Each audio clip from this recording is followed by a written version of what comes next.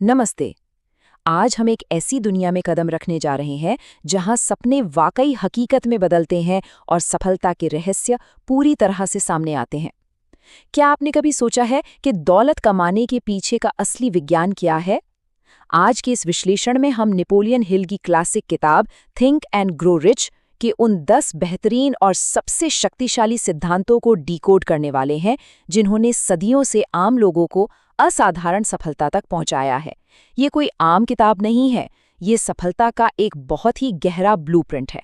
तो चलिए इस रहस्य पर से पर्दा उठाते हैं। इंसान का दिमाग जो सोच सकता है और जिस पर यकीन कर सकता है वो उसे हासिल भी कर सकता है।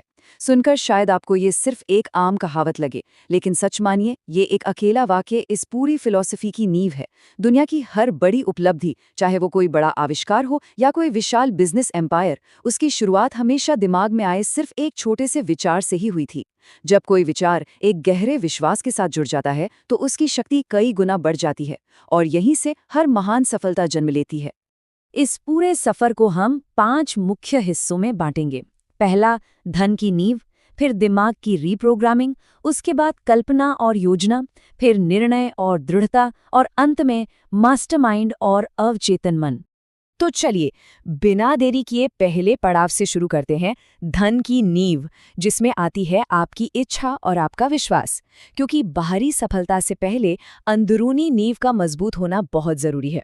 काश मेरे पास बहुत सारे पैसे होते, हम सब कभी ना कभी ऐसा सोचते हैं, है ना?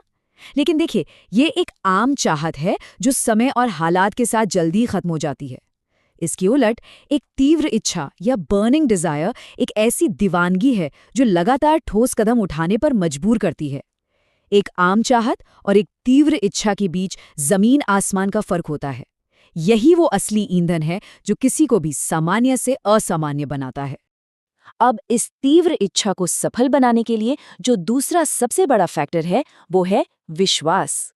विश्वास यानी फेथ एक ऐसे जादुई अमृत की तरह काम करता है जो किसी भी विचार में जान डाल देता है। अगर थॉमस एडिसन का ही उदाहरण लें तो लाइट बल्ब बनाने के सफर में उन्हें हजारों बार विफलता मिली, लेकिन उनका अटूट विश्वास ही था जिसने उन्हें कभी रुकने नहीं दिया। जब इस बात पर पूरा भरोसा हो कि लक्ष्य जरूर हासिल होगा, तब वो विचार अपने आप हकीकत में बदलना शुरू हो जाता है। अब बढ़ते हैं हमारे दूसरे भाग की तरफ, जो है दिमाग की रीप्रोग्रामिंग, ऑटो सजेशन और ज्ञान के जरिए। ऑटो सजेशन यानी खुद को सुझाव देने के 3 बहुत ही आसान लेकिन शक्तिशाली कदम हैं। पहला कदम है सफलता के विचार को अपने दिमाग में एक बीज की तरह बोना। दूसरा कदम, उस विचार को हर रोज पूरी भावनाओं के साथ दोहराना। और तीसरा और सबसे अहम कदम, ये पूरी तरह से मान लेना कि वो मंजिल पहले से ही हासिल हो चुकी है। जब हम अपने अवचेतन मन को लगातार सफलता के संदेश भेजते हैं तो हमारा मन खुद ब खुद उसी दिशा में काम करने लगता है। लेकिन सिर्फ विचार बोना काफी नहीं है। असली जादू तब होता है जब आप विशिष्ट ज्ञान यानी स्पेशलाइज्ड नॉलेज का इस्तेमाल करते हैं। सिर्फ बहुत सारी सामान्य जानकारी होने से पैसा या सफलता आकर्षित नहीं होती। असल शक्ति तब पैदा होती है जब आपके ज्ञान को किसी एक खास लक्ष्य की तरफ एक प्रैक्टिकल प्लान बनाकर बेहद व्यवस्थित तरीके से डायरेक्ट किया जाता है। फोकस ही यहाँ आपकी असली ताकत है। इसका मतलब है कि ज्ञान अपने आप में कोई ताकत नहीं है। ये सुनकर थोड़ा अजीब लग सकता है, लेकिन ज्ञान केवल एक संभावित शक्ति है। जब तक इसे लगातार एक्शन और एक ठोस योजना में न बदला जाए, तब तक ये किसी काम का नहीं है।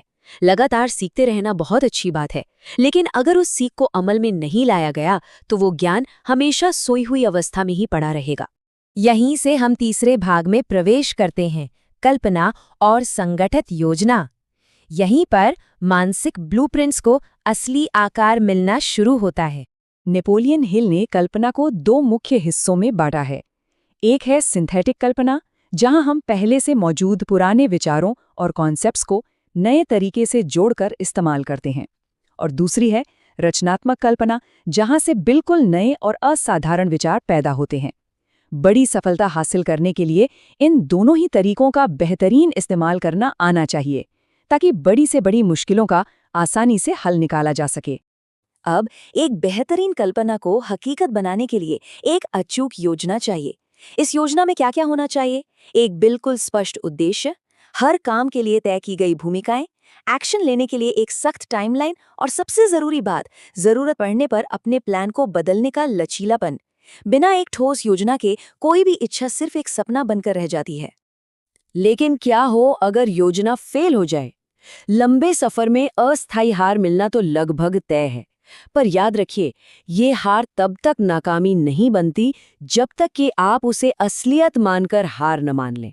अगर एक योजना काम नहीं करती, तो ये सिर्फ इस बात का इशारा है कि अब एक नई और बेहतर योजना बनाने का वक्त आ गया है। इसे हमेशा एक नई शुरुआत की तरह देखिए। और यही बात हमें हमारे चौथे भाग पर ले आती है, निर्णय और दृढ़ता। ये इरादों की असली परीक्षा है। विरोध या मुश्किल का पहला संकेत मिलते ही हार मान लेना बहुत ही आम बात है। वहीं दूसरी तरफ कुछ लोग हर विपत्ति का डटकर सामना करते हैं, जिससे हम दृढ़ता या परसिस्टेंस कहते हैं।